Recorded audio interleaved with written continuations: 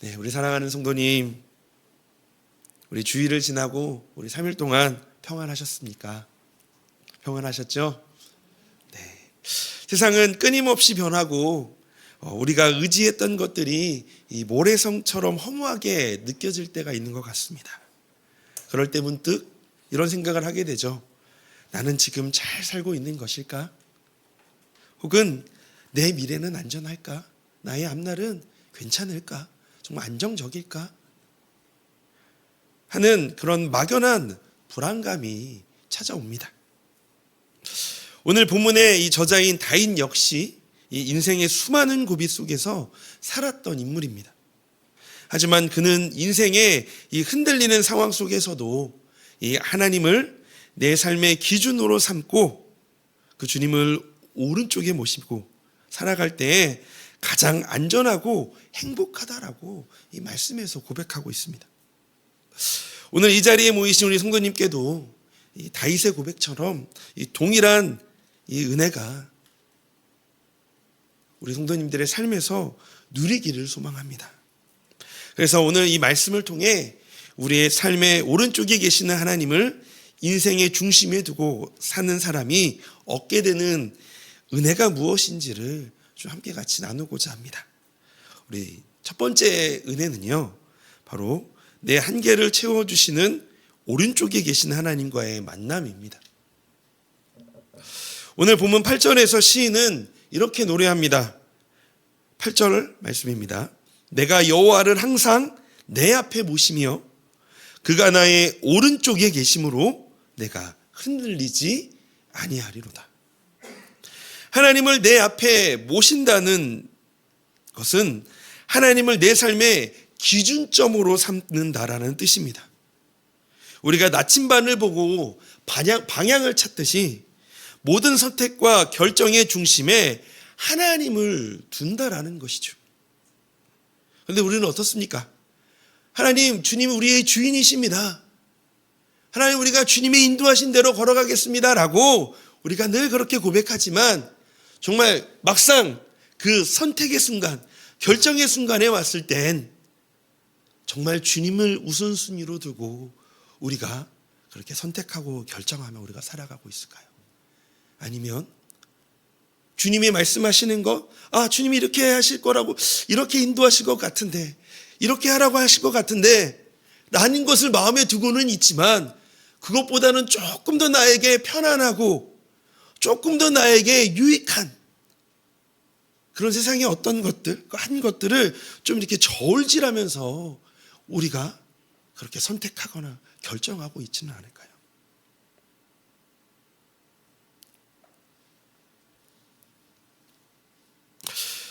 시인인 이 다윗은 그렇게 하나님을 내 앞에 중심에 모셨더니 하나님이 어디에 계신다고 하고 있을까요?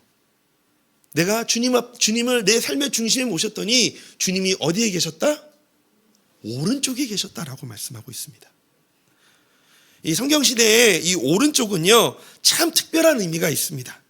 누군가를 보호해주고 힘을 실어주고 든든한 내 편이 되어주는 자리를 뜻하는 것이 바로 이 오른쪽입니다. 특히 이 옛날 전쟁터에서 옛날에는 방패와 창이든 칼을 들고 싸우지 않았습니까? 그때 군인이 방패를 왼손에 들면 오른쪽은 방패가 닿지 않아서 가장 위험하고 취약한 곳이 바로 이 오른쪽이었다고 합니다. 사실 우리의 인생도 그렇지 않나요? 내가 아무리 애를 쓰고 조심해도 내 힘이 닿지 않는 그런 빈자리, 그런 구석이 있습니다. 자녀에 대한 걱정, 참 내 맘대로 되어지지 않고 열심히 기도하고 정말 간절히 기도했는데도 아직인가 하는 부분이 너무나도 많지 않나요? 또한 내 맘대로 할 수 없는 몸의 건강, 아무리 열심히 운동을 하고 몸을 챙긴다고 해도 예고 없이 찾아오는 그런 질병들이 우리 안에 있지 않나요? 또한 앞날에 대한 불안감, 이처럼 내 힘으로는 도저히 막을 수 없는 그 빈자리에, 그 빈 곳에 누가 계신다라고 하고 있습니까? 바로 하나님이 계신다라고 말씀하고 있는 겁니다. 그렇다고 우리의 삶에 풍랑에 일지 않는 것은 아닙니다. 하나님 내 오른쪽에 계신다고 하더라도 파도는 치지만 내 오른쪽에서 나를 붙드시는 하나님의 손이 너무나도 강력하기에 흔들리지 않는 것입니다. 길을 걷다 보면 누군가가 내 곁에서 팔짱을 껴주거나 내 손을 잡고 잡아줄 때에 얼마나 든든한가요?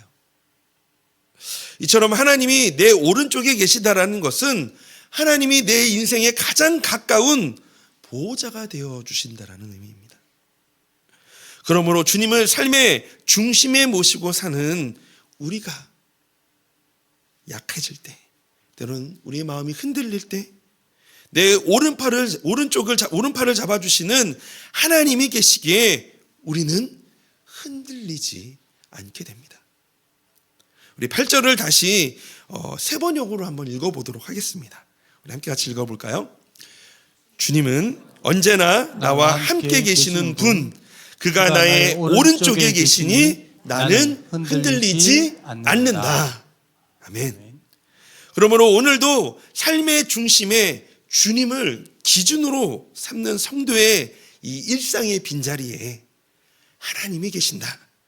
주님이 채워주심에 대한 이 믿음을 가지고 또한 일상에서의 그런 하나님이 채워주심에 그 만남을 기대하며 늘 우리의 삶의 인식 속에 주님, 제 오른쪽에 계셔주셔서 감사합니다. 늘 나의 빈자리 가운데 늘 채워주셔서 감사합니다라고 고백하는 일상이 되어지기를 소망합니다. 두 번째 은혜는요, 몸과 마음과 영혼이 누리는 참된 평안입니다. 9절은 하나님이 내 삶에 함께 하신다. 즉 하나님을 인생의 기준으로 삼고 살면 어떤 은혜가 있는지 이어서 소개합니다. 9절 말씀 우리 함께 같이 읽어볼까요? 이러므로 나의 마음이 기쁘고 나의 영도 즐거워하며 내 육체도 안전히 살리니. 아멘. 우리는 종종 죽음이나 미래에 대한 막연한 두려움을 가집니다. 그런데 다윗은 하나님을 의지하니 마음만 기쁜 것이 아니라 육체도 안전히 산다라고 말하고 있습니다. 이것은 질병이나 마음의 상함과 고뇌가 하나도 없다라는 뜻이 아닙니다. 그런 뜻이라기보다 하나님이 주시는 하늘의 평안이 우리의 몸과 마음을 감싸주신다는 뜻이죠. 우리 사랑하는 성도님, 무엇이 성도님의 인생에서 기쁨이 되십니까? 가정에 우리 형편이 조금 더 나아지는 것? 아니면 때로는 우리 사랑하는 우리의 자녀들이 우리의 뜻대로 공부 정말 열심히 하고 정말 바르게 잘하고 또한 신앙 안에서도 잘 자라고 있고 그런 모습을 보면서 기쁨을 느끼십니까? 아니면 반대로 아무 문제 없고 고민 없이 그런 순탄한 일상, 또한 모든 손이 내가 닿는 모든 곳에 내 손이 닿는 모든 닿는 곳마다 자일이 풀어지는 그런 형통하게 되어지는 것, 그것이 성도님의 인생의 기쁨이 되십니까? 네, 그것도 기쁨이 되겠지만 이런 세상에 보약과 같은 그런 것보다 좋은 것이 하나님이 주시는 기쁨인 줄로 믿습니다. 성경에서 말하는 기쁨은 환경에서 오는 기쁨이 아니라 하나님과의 관계 속에서 오는 그런 영적인 기쁨입니다. 다윗을 한번 더 생각해 보죠. 다윗의 삶은 평탄한 삶이었을까요? 우리가 지금 사무엘하를 아침에 묵상하고 있지만 왕의 자리에 오르고 난 다윗의 인생을 보더라도 그렇게 순탄한 인생은 아니었던 것 같습니다. 아마도 우리의 고뇌의 삶보다, 고뇌하는 삶보다 더 심한 많은 위기와 고난을 다윗은 겪었을 것이에요. 그럼에도 다윗의 고백은 어떠합니까? 하나님을 삶의 중심에 두고 하나님으로 인해 기뻐함을 삶을 그는 산다라고 그렇게 시편에 고백해 보면 그렇게 나와 있는 것을 우리가 눈으로 목격하고 있지 않으신가요? 시편 21편 6절에 다윗이 이렇게 고백합니다. 그가 영원토록 지극한 복을 받게 하시며 주 앞에서 기쁘고 즐겁게 하시나이다. 그러니 하나님을 내 삶의 기준으로 삼고 그분께 모든 걱정을 다 맡겨내시는 우리가 되었으면 좋겠습니다. 그리고 걱정 대신에 오늘 내가 숨을 쉬고 있음에, 오늘 내가 이 자리에 있음에, 또한 오늘 사랑하는 내 가족, 또한 함께하는 다락방 식구들도 있을 것이고요. 또한 믿음으로 함께 삶을 나누는, 믿음을 나누는, 신앙을 나누는 그런 믿음의 동행자들과 함께하고 있음에 감사를 선택하시는 우리 성도님이 되셨으면 좋겠습니다. 여기서 제일 중요한 건 뭐냐면 선택입니다. 감사를 선택하는 것. 불평하고 낙심하고 낭망하고 한숨을 쉬는 것을 선택하는 것이 아니라 내가 지금 오늘 주어진 일에서 이렇게 숨을 쉬고 있는 것만으로도 정말 너무나도 속상한 자녀이지만 그 자녀가 오늘의 일상을 잘 살아가고 있는 것만으로도 감사하는 것만으로도 좀 부끄러운 고백이지만 저희 자녀 중에 저희 두 번째 자녀가 저에게는 때로는 아픈 손가락이기도 하고 또 좀 더 기도가 많이 필요한 자녀이기도 합니다. 매년 한 번씩 자라가다가 이렇게 어떤 코너에 몰리면 이제 확 이렇게 뭔가 이렇게 대드는 것들이 있어요. 이런 말은 좀 그렇지만 그럴 때 좀 이렇게 언성이 높여지기도 합니다. 그리고 방에 확 들어가서 혼자 막 울어요. 그러면 우는 소리를 들으면 너무 속상해요. 근데 항상 다 아시겠지만 뭐 때문에 그렇게 티격태격합니까? 숙제하지 않으면, 공부하지 않으면 그렇잖아요. 미루다가 결국은 한 소리 듣고 방에 들어가요. 그리고 계속 이제 푸시를 하죠. 그러면 속상해서 울고 있는 그 자녀를 보면서 이런 마음이 들더라고요. 그래, 저 자녀가 그냥 저렇게 건강하게 있는 것만으로도 감사한 건 아닐까? 정말 저러다가 갑자기 획 하고 마음에 병이 생기면 어떡하지? 그런 병이 없이 그냥 건강하게 있는 것만으로도 조금 더디 가더라도 건강하게 있는 것만으로도 감사한 건 아닐까? 라는 생각이 불현듯 들 때가 있습니다. 그러니까 저는 이게 한 가지 저의 그냥 개인적인 삶의 예이지만 그냥 오늘 그렇게 우리 자녀들이 잘 살아가고 있는 것에, 오늘도 우리 가족이 함께 그렇게 살아가고 있는 것에, 오늘도 다 풍성하지는 않지만 오늘도 열심히 믿음의 감례를 하며 씨름하지만 오늘 또한 그 믿음의 신앙을 가지고 살아가고 있는 것이 그것에 감사로 여기고 감사를 선택하는 우리 모두가 되었으면 좋겠습니다. 그래서 데살로니가전서 5장 18절에 이렇게 말씀하고 있어요. 함께 같이 읽어볼까요? 모든 일에 감사하십시오. 이것이 그리스도 예수 안에서 여러분에게 바라시는 하나님의 뜻입니다. 네, 아멘. 감사하는 삶이, 감사를 선택하는 삶이 우리를 향한 하나님의 뜻입니다. 그때 하나님께서는 세상이 줄 수 없는 평안한 마음 그리고 건강을 지켜주시는 은혜를 허락하실 것입니다. 감사를 선택하는 우리 모두가 되기를 소망합니다. 마지막 세 번째 은혜는요, 영원한 생명의 길로 인도하신다라는 겁니다. 우리 10절 11절 말씀, 본문의 10절 11절 말씀 함께 같이 읽어볼까요? 이는 주께서 내 영혼을 수월에 버리지 아니하시며 주의 거룩한 자를 멸망시키지 않으실 것임이니이다. 주께서 생명의 길을 내게 보이시리니 주의 앞에는 충만한 기쁨이 있고 주의 오른쪽에는 영원한 즐거움이 있나이다. 아멘. 우리의 오른편에 계시는 하나님은 우리를 죽음마저 이기는 영원한 생명의 길로 인도하십니다. 인생의 막다른 골목에 닿았을 때, 때로는 나이가 들어가면 들어갈수록 점점 마지막을 생각하게 되는 것 같습니다. 내 인생이 어디로 가는가? 죽음 이후에는 무엇이 기다리고 있지? 세상의 기준에 나의 인생을 재보면 끝은 허무한 뿐이죠. 하지만 우리의 오른쪽에 계신 하나님과 함께하는 우리에게 인생은 허무하지 않습니다. 하나님께서는 당신의 귀한 자녀들을 차가운 무덤 속, 그 무덤과 같은 상황 가운데 그냥 내버려 두지 않으시고 생명의 길로 인도하십니다. 고린도전서 15장 20절 22절 말씀에 이렇게 말씀합니다. 그러나 이제 그리스도께서는 죽은 사람들 가운데서 살아나셔서 잠든 사람들의 첫 열매가 되셨습니다. 한 사람으로 말미암아 죽음이 들어왔으니 또한 한 사람으로 말미암아 죽은 사람의 부활도 옵니다. 아담 안에서 모든 사람이 죽는 것과 같이 그리스도 안에서 모든 사람이 살아나게 될 것입니다. 예수님께서 부활의 첫 열매가 되신 것처럼 우리 주님을 오른편에 모신 우리도 주님의 손을 잡고 예비된 영원한 천국 이 생명의 길로 걸어가게 될 것이에요. 11절을 보십시오. 주께서 생명의 길을 내게 보이시리니 주의 앞에는 충만한 기쁨이 있고 주의 오른쪽에는 영원한 즐거움이 있나이다.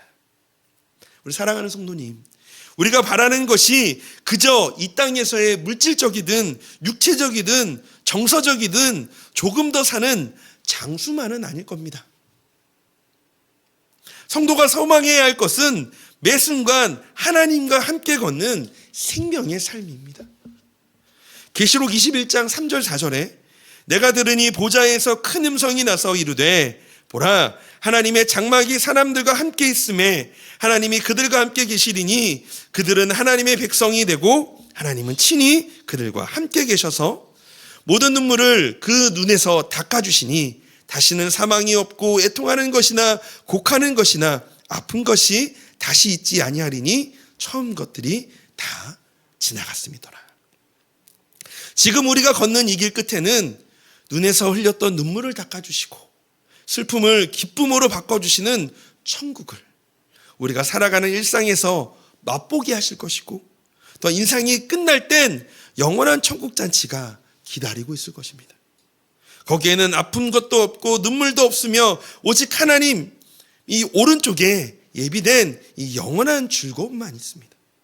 이 소망이 있기에 우리는 오늘 하루도 때로는 그 영원한 천국을 잠시나마 맛보면서 그렇게 기쁘게 웃으며 살아갈 수 있게 되는 것입니다. 결국 참된 행복은 내가 무엇을 가졌냐가 아니라 내가 누구 앞에 서 있느냐, 누구를 삶의 기준으로 삼느냐에 달려 있습니다.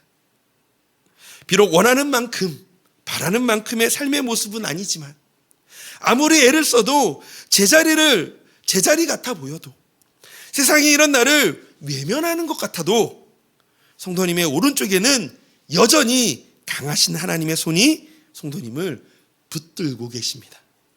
지금까지 지내온 것이 주의 크신 은혜였던 것처럼 앞으로 우리의 삶도 주님께서 가장 선한 길, 생명의 길로 인도해 주실 것입니다. 정말 그것을 믿으십니까? 올 한 해 그리고 우리에게 주어진 인생 속에서 내 오른쪽에 계신 하나님만 의지하며 하나님을 항상 내 삶의 중심에 모시고 내 오른쪽에 계신 주님의 손을 꼭 붙잡기를 주님의 이름으로 소망합니다. 그렇다면 주님의 손을 잡는 것이 무엇일까요? 어떻게 그러면서 주님의 손을 잡는 것입니까?